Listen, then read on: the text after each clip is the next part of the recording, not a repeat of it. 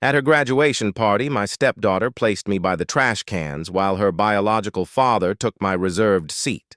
Then she presented him with the laptop I'd bought, thanked him for believing in her since day one, and whispered that I was just a small regret. I ate in silence. After everyone left, she handed me the $5,100 bill for the night. I stared at it, then at her, and simply walked out. Later, 127 missed calls appeared because her card had been declined. "You can sit there," she said, gesturing vaguely towards a metal chair nearest the trash bins. Her voice, though low beneath the music, landed like a sharp blow. I eyed the wobbly chair, a crushed soda can beside it, just feet from where caterers were scraping half-eaten plates into waste bins. "There," she repeated, her tone impatient. I blinked. "Ava, is this—" She cut me off. "Just be chill tonight, okay?" She then turned, her dress shimmering, and practically skipped towards the main table, my seat, the one her biological father had just been directed to by a smiling server. He settled in with the air of someone fully expected and welcomed.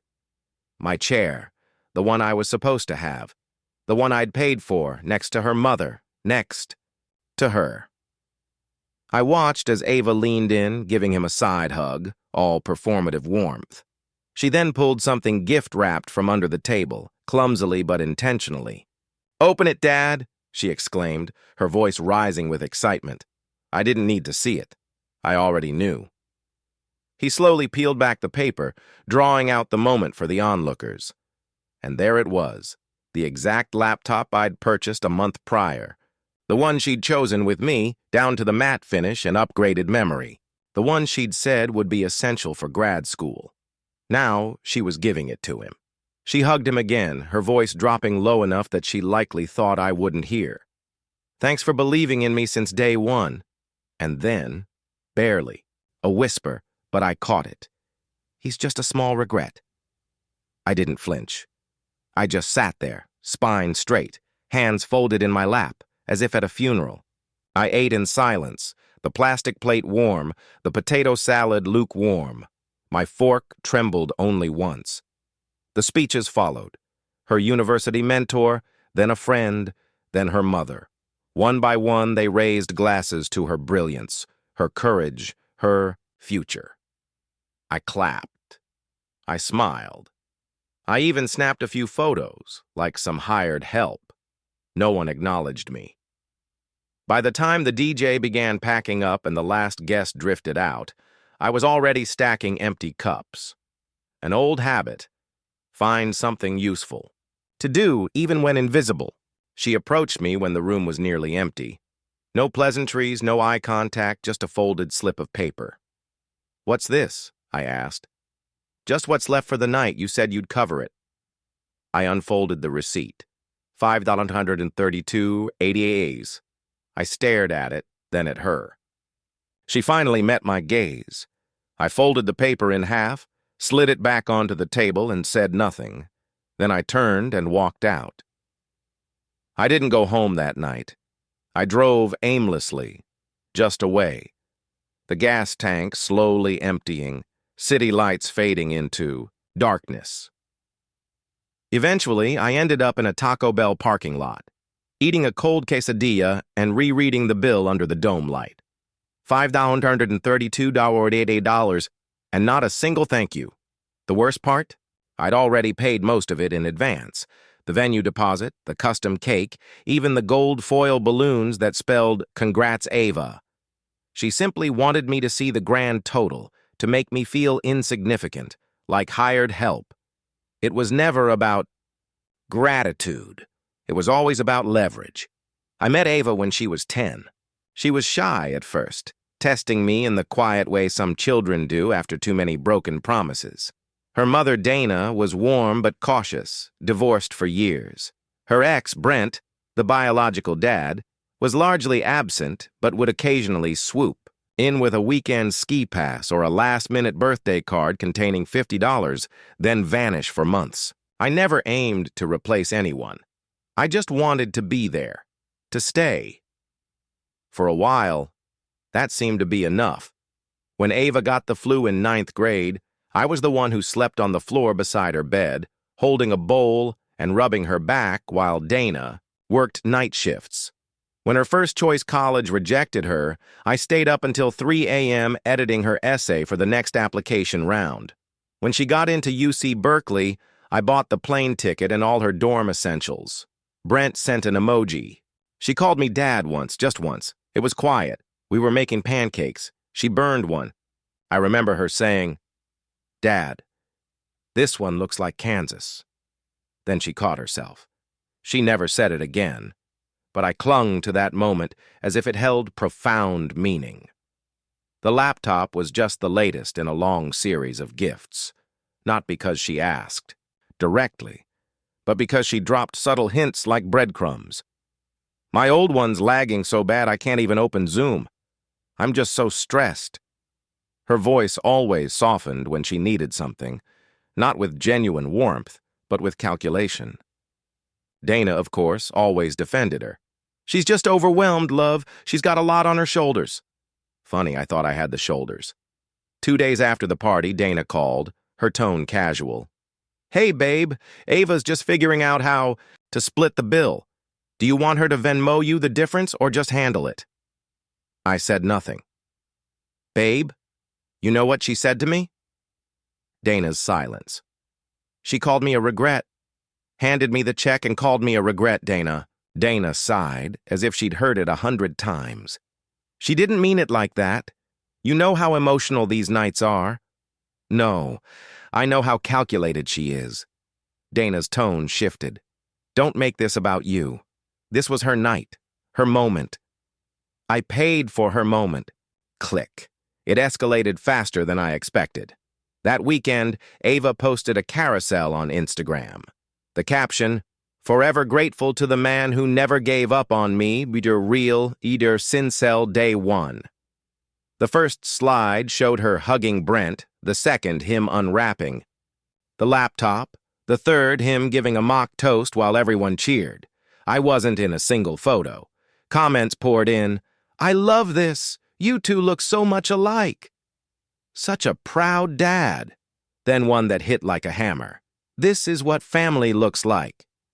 I stared at it until my eyes burned. Then I scrolled back deep into her feed. My birthday gift from last year? No post. The engraved graduation watch? Buried. The Disneyland trip I financed when she was 16? Not even a story highlight. I had been cleanly, deliberately erased. Monday morning, a notification popped up. "Ava Marr tagged you in a comment." I clicked. It was another photo of her and Brent from the same party, but the caption was different. "Some people buy their way in. Some just belong. Blood matters, bark family first." In the comments, someone asked about the guy near the trash cans. She replied, "Oh, just someone who helped out." That same week, Brent emailed me. Subject, "Hey, can we talk?" "Hey man, first. Off. Congrats on raising a brilliant kid. I know we've had our differences, but I really appreciate you being there for Ava all these years. I wanted to touch base about the laptop. She said you might want it back. Totally get it if you're feeling a little sore about the seating thing. Teenagers, right? Anyway, let me know. No hard feelings." He signed it. Best, Brent. I didn't reply. I just forwarded the email to Dana. She never responded. Instead, Ava texted me the next morning. "You're being really immature. This is why I never felt close to you. You always make everything about yourself." Then another. "Mom's exhausted. You need to back off. You're acting like some victim when you've done nothing but make her life harder lately." Nothing but help. Nothing but show up. Nothing but sacrifice. And now, I was being painted as the villain in a story I bankrolled. I started digging, not out of revenge, but necessity. Old receipts, shared credit card statements, emails. I had access to everything. After all, I'd been the tech guy for years, the one who set up Ava's iCloud, who helped Dana recover her Gmail when she kept forgetting the password. I found emails from Ava to Brent months before graduation. "Don't worry, I'll make sure you get the spotlight. He just wants to feel included, but I'll handle it. You're the one who matters. I'm only asking him for the laptop because he's dumb enough to say yes. Just play along. Can't wait till this whole stepdad act is over. You and me, we know who my real parent is. The timestamps didn't lie. I printed them, highlighted them, and kept them in a manila folder marked Truth. But I wasn't ready to use them. Not yet. First, I wanted to see how deep this hole really went. That's when I found the shared folder on Google Drive. Grad Night Assets. Inside were photos, captions, template replies to comments, even the hashtag As Sincel Day Won. She'd drafted it 2 weeks before the party. None of this was spontaneous. It was a production, and I had quietly funded every part of it. Thursday night, Dana came home late. We hadn't spoken much, just silence and sighs between our shared walls. She sat on the edge of the bed and said, "Ava's hurt. She feels like you're pulling away." "I am. She needs you. No, she needs an audience. She's young. She's not innocent." Dana looked at me, truly looked for once. I saw something beyond her usual practiced neutrality. I saw fear. "What are you going to do?" she asked. I didn't answer. I just smiled. The kind of smile you give when a storm is already brewing, and you're just waiting for the lightning to strike. I arrived early. Not out of eagerness, but because I wanted to see their house before the storm.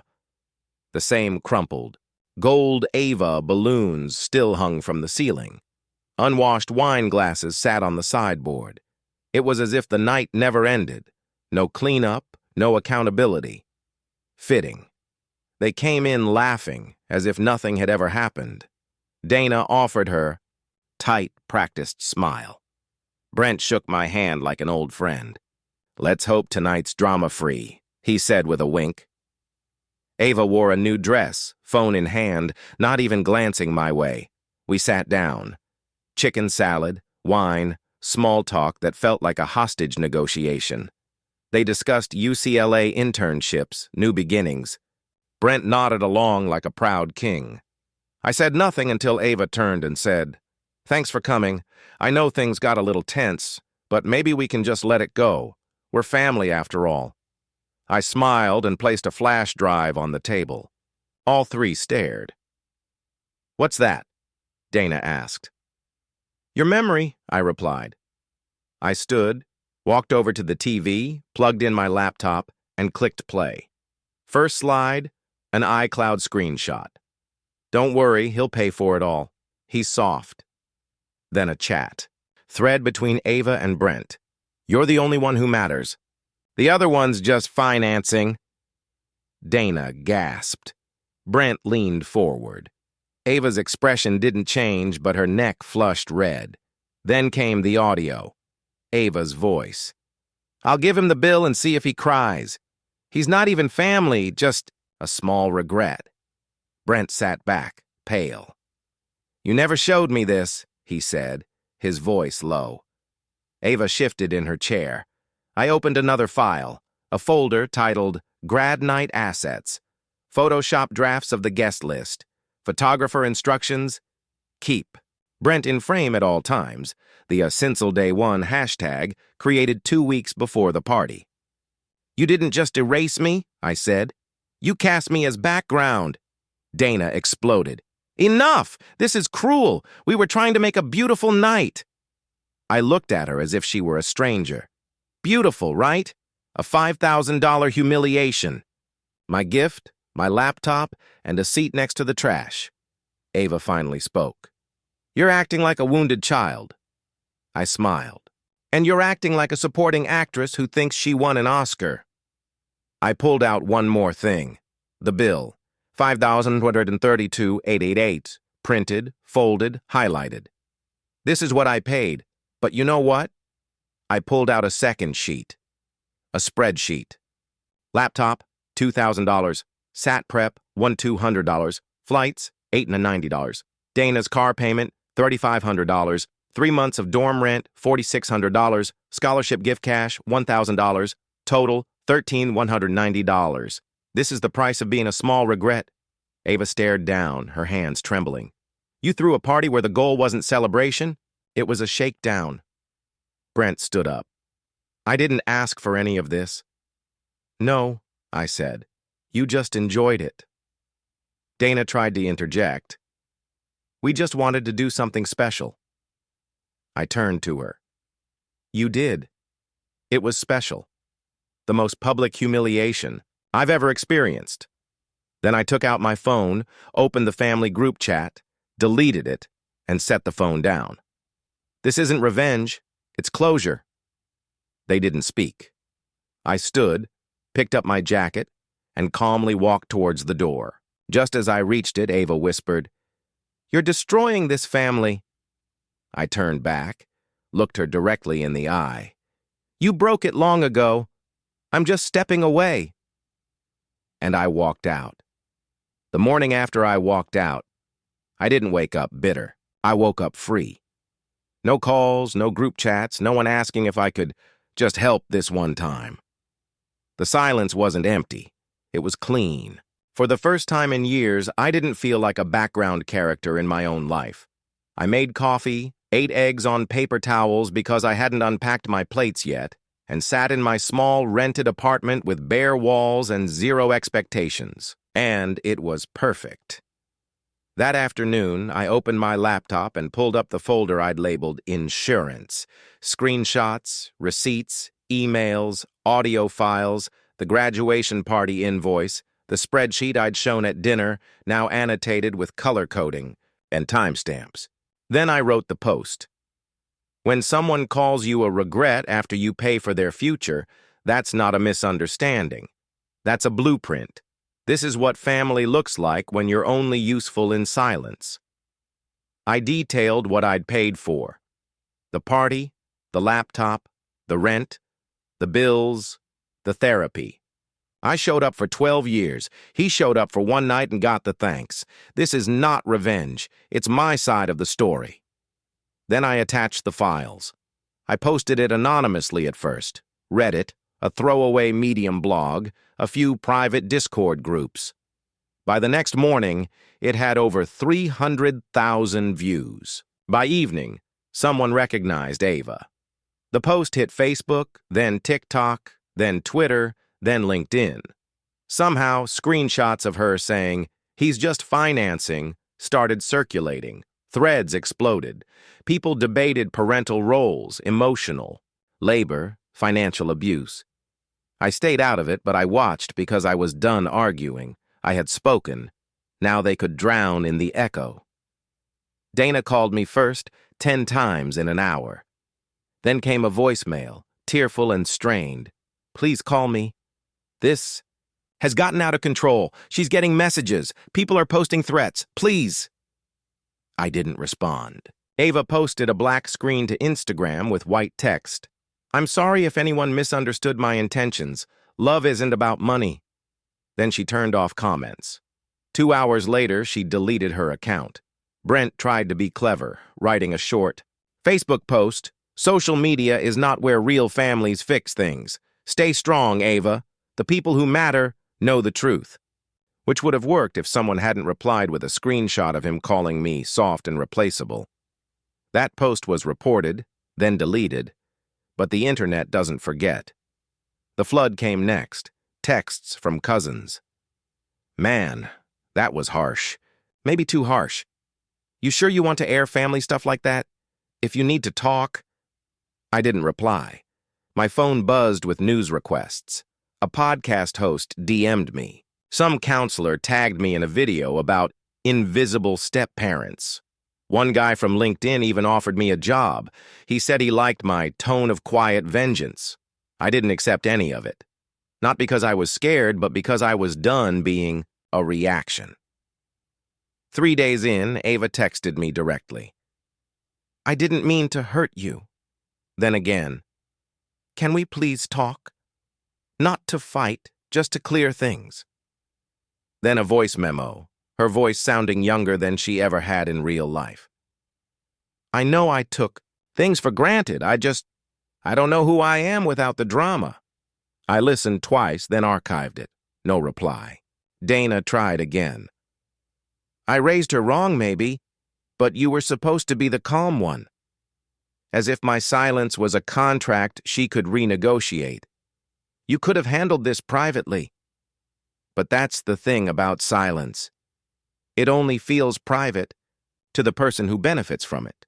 I didn't move cities. I didn't burn all the bridges. I just stopped paving new ones. I changed my banking info, cut off the auto payments to Dana's car, canceled the Amazon account Ava used under my name, closed the shared Netflix profile. Small things, but symbolic. She noticed. I got a final message. I guess you really never loved me. It didn't sting. It felt hollow, like a line from a school play where the actor forgets the next sentence and stands there blinking, waiting for the lights to go down. I didn't tell her the truth, that I did love her, that I still might in a way I can't describe. But love without respect is pity, and I had none left to give. Some people think closure comes with an apology. Others think it comes with revenge. Mine came with nothing. No final speech, no dramatic text. No one showed up at my door crying in the rain. The end didn't sound like thunder, it sounded like silence, and I've never heard anything more beautiful. It's been 3 months. I wake up when I want. The apartment is still quiet. No one needs me. No one expects anything from me. My mornings belong to me now. Slow coffee, open windows, no footsteps behind me, no guilt pacing in the hallway. Sometimes I still check my phone and expect a "can you help with" message. It never comes, because they finally got the message. So did I. I used to believe loyalty meant staying when it hurt, that maybe if I just gave more, waited longer, tried harder, I'd finally be seen, finally be loved the way I gave love. But they didn't want love. They wanted credit.